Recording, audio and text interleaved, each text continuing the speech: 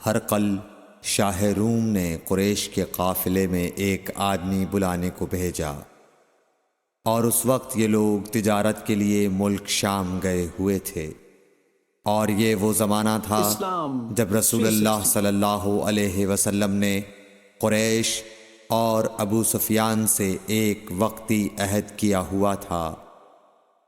جب ابو سفیان اور دوسرے لوگ ہرقل کے پاس ایلیا پہنچے جہاں ہرقل نے دربار طلب کیا تھا، اس کے گرد روم کے بڑے بڑے لوگ، علماء، وزراء و امراء بیٹھے ہوئے تھے۔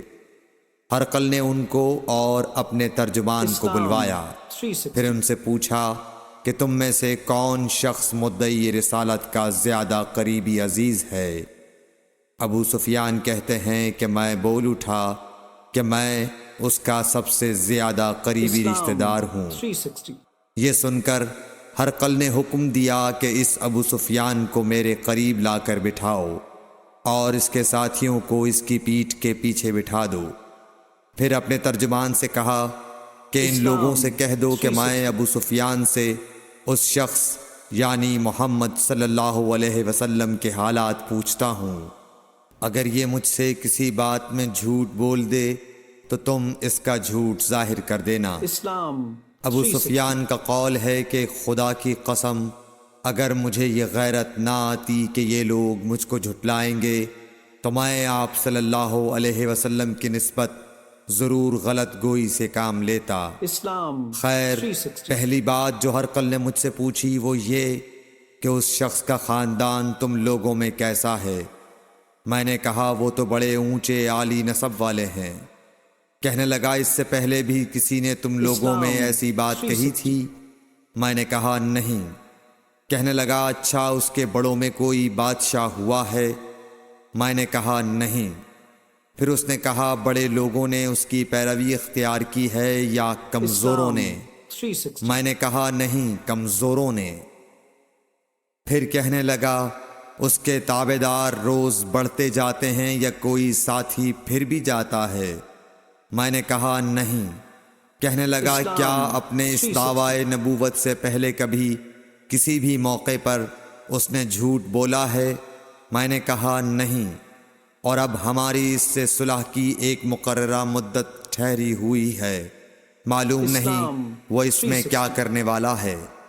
ابو سفیان کہتے ہیں میں اس بات کے سوا اور کوئی جھوٹ اس گفتگو میں شامل نہ کر سکا۔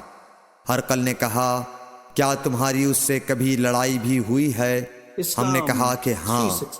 بولا پھر تمہاری اور اس کی جنگ کا کیا حال ہوتا ہے؟ میں نے کہا لڑائی ڈول کی طرح ہے، کبھی وہ ہم سے میدان جنگ جیت لیتے ہیں اور کبھی ہم ان سے جیت لیتے ہیں۔ ہرقل نے پوچھا وہ تمہیں کس بات کا حکم دیتا ہے؟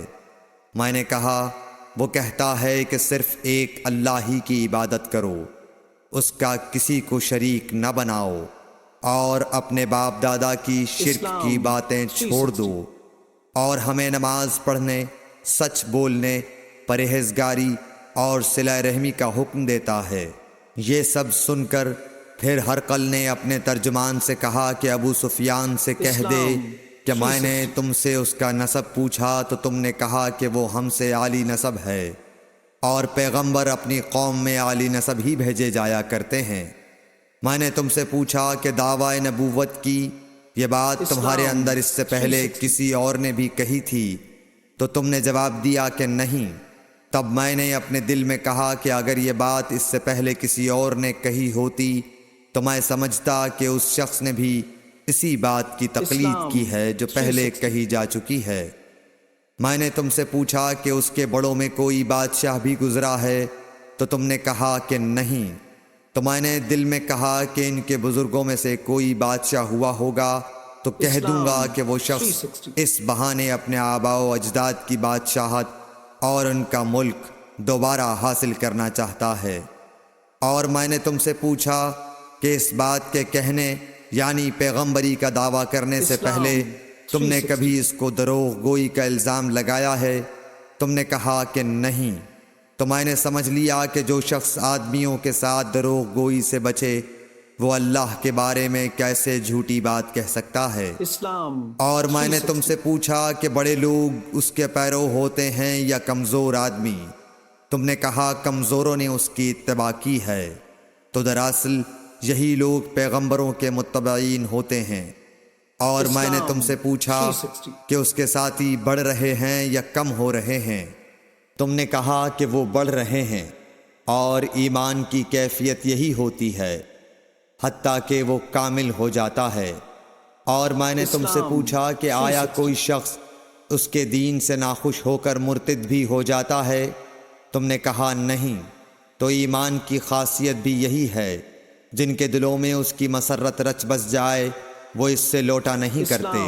اور میں نے تم سے پوچھا کہ آیا وہ کبھی عہد شکنی کرتے ہیں؟ تم نے کہا نہیں۔ پیغمبروں کا یہی حال ہوتا ہے، وہ عہد کی خلاف ورزی نہیں کرتے۔ اور میں نے تم سے کہا کہ وہ تم سے کس چیز کے لیے کہتے ہیں؟ تم نے کہا کہ وہ ہمیں حکم دیتے ہیں کہ اللہ کی عبادت کرو، اس کے ساتھ کسی کو شریک نہ ٹھہراؤ، اور تمہیں بتوں کی پرستش سے روکتے ہیں، سچ بولنے اور پرہیزگاری کا حکم دیتے ہیں۔ لہٰذا اگر یہ باتیں جو تم کہہ رہے ہو سچ ہیں تو ان قریب وہ اس جگہ کا مالک ہو جائے گا کہ جہاں میرے یہ دونوں پاؤں ہیں۔ مجھے معلوم تھا کہ وہ پیغمبر آنے والا ہے، مگر مجھے یہ معلوم نہیں تھا کہ وہ تمہارے اندر ہوگا۔ اگر میں جانتا کہ اس تک پہنچ سکوں گا تو اس سے ملنے کے لیے ہر تکلیف گوارا کرتا۔ اگر میں اس کے پاس ہوتا تو اس کے پاؤں دھوتا۔ ہرقل نے رسول اللہ صلی اللہ علیہ وسلم کا وہ خط منگایا جو آپ نے وحیہ کلبی رضی اللہ تعالیٰ عنہ کے ذریعے حاکم بصرہ کے پاس بھیجا تھا، اور اس نے وہ ہرقل کے پاس بھیج دیا تھا۔ پھر اس کو پڑھا تو اس میں لکھا تھا، اللہ کے نام کے ساتھ جو نہایت مہربان اور رحم والا ہے۔ اللہ کے بندے اور اس کے پیغمبر محمد صلی اللہ علیہ وسلم کی طرف سے یہ خط ہے شاہ روم کے لیے۔ اس شخص پر سلام ہو جو ہدایت کی پیروی کرے۔ اس کے بعد میں آپ کے سامنے دعوت اسلام پیش کرتا ہوں۔ اگر آپ اسلام لے آئیں گے تو دین و دنیا میں سلامتی نصیب ہوگی، اللہ آپ کو دوہرا ثواب دے گا۔ اور اگر آپ میری دعوت سے روگردانی کریں گے تو آپ کی رعایا کا گناہ بھی آپ ہی پر ہوگا۔ اور اے اہل کتاب، ایک ایسی بات پر آ جاؤ جو ہمارے اور تمہارے درمیان یکساں ہے، وہ یہ کہ ہم اللہ کے سوا کسی کی عبادت نہ کریں اور کسی کو اس کا شریک نہ ٹھہرائیں، اور نہ ہم میں سے کوئی کسی کو خدا کے سوا اپنا رب بنائے۔ پھر اگر وہ اہل کتاب اس کتاب سے منہ پھیر لیں تو مسلمانوں، تم ان سے کہہ دو کہ تم مانو یا نہ مانو، ہم ایک خدا کے اطاعت گزار ہیں۔ ابو سفیان کہتے ہیں، جب ہرقل نے جو کچھ کہنا تھا کہہ دیا اور خط پڑھ کر فارغ ہوا تو اس کے ارد گرد بہت شور و غوغا ہوا، بہت سی آوازیں اٹھیں اور ہمیں باہر نکال دیا گیا۔ تب میں نے اپنے ساتھیوں سے کہا کہ ابو کبشہ کے بیٹے حضرت صلی اللہ علیہ وسلم کا معاملہ تو بہت بڑھ گیا۔ دیکھو تو اس سے بنی اصفر روم کا بادشاہ بھی ڈرتا ہے۔ مجھے اس وقت سے اس بات کا یقین ہو گیا کہ حضور صلی اللہ علیہ وسلم ان قریب غالب ہو کر رہیں گے، حتیٰ کہ اللہ نے مجھے مسلمان کر دیا۔ راوی کا بیان ہے کہ ابن ناطور ایلیا کا حاکم ہرقل کا مصاحب اور شام کے نصارہ کا لاٹ پادری بیان کرتا تھا کہ ہرقل جب ایلیا آیا ایک دن صبح کو پریشان اٹھا تو اس کے درباریوں نے دریافت کیا کہ آج ہم آپ کی حالت بدلی ہوئی پاتے ہیں، کیا وجہ ہے؟ ابن ناطور کا بیان ہے کہ ہرقل نجومی تھا، علم نجوم میں وہ پوری مہارت رکھتا تھا۔ اس نے اپنے ہم نشینوں کو بتایا کہ میں نے آج رات ستاروں پر نظر ڈالی تو دیکھا کہ ختنہ کرنے والوں کا بادشاہ ہمارے ملک پر غالب آ گیا ہے۔ بھلا اس زمانے میں کون لوگ ختنہ کرتے ہیں؟ انہوں نے کہا کہ یہود کے سوا کوئی ختنہ نہیں کرتا، سو ان کی وجہ سے پریشان نہ ہوں۔ سلطنت کے تمام شہروں میں یہ حکم لکھ بھیجیے کہ وہاں جتنے یہودی ہوں سب قتل کر دیے جائیں۔ وہ لوگ انہی باتوں میں مشغول تھے کہ ہرقل کے پاس ایک آدمی لایا گیا جسے شاہ غسان نے بھیجا تھا۔ اس نے رسول اللہ صلی اللہ علیہ وسلم کے حالات بیان کیے۔ جب ہرقل نے سارے حالات سن لیے تو کہا کہ جا کر دیکھو وہ ختنہ کیے ہوئے ہے یا نہیں۔ انہوں نے اسے دیکھا تو بتلایا کہ وہ ختنہ کیا ہوا ہے۔